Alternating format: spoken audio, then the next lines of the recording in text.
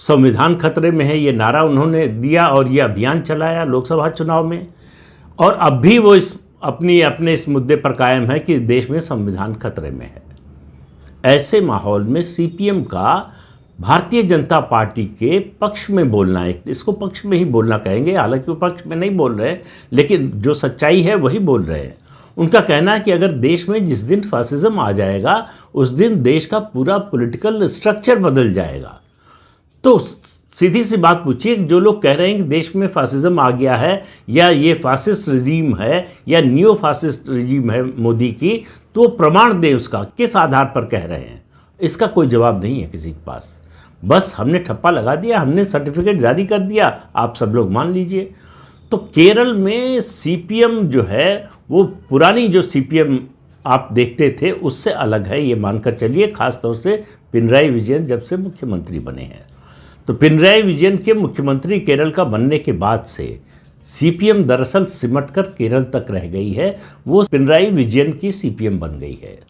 और केरल में आपको मालूम है कि जिस तरह का सांप्रदायिक ध्रुवीकरण है या कहें धार्मिक ध्रुवीकरण है, उसमें सीपीएम को एक तरह से हिंदू पार्टी के रूप में माना जाता है।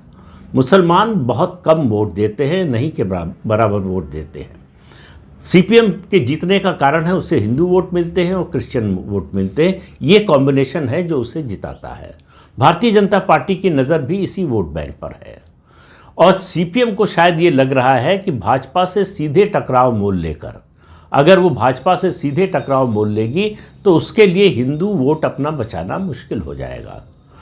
तो कुछ लोग ये कह रहे हैं कि जो है सीपीएम जो है वो उसका ये एक टैक्टिकल मूव है, वो चुनाव से पहले जो है इस तरह की टैक्टिक्स अपना रही है जिससे उसका हिंदू वोट कंसोलिडेटेड रहे।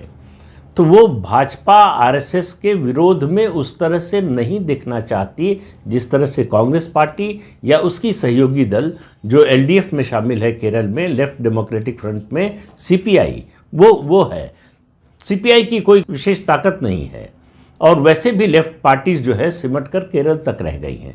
पहले 3 राज्यों में उनकी सरकारें, उनकी सत्ता हुआ करती थी, पश्चिम बंगाल, त्रिपुरा और केरल। पश्चिम बंगाल में ममता बनर्जी पिछले 13 साल से हैं, उसके अलावा त्रिपुरा में जो है दूसरी बार चुनकर आ चुकी है बीजेपी की सरकार। केरल में चुनौती इस बार कांग्रेस पार्टी से है क्योंकि एंटी इनकम्बेंसी 10 साल की हो जाएगी 2026 में जब विधानसभा चुनाव होगा। केरल में एक ट्रेडिशन रहा है 30-35 सालों से कि हर चुनाव में सरकार बदलती रही है।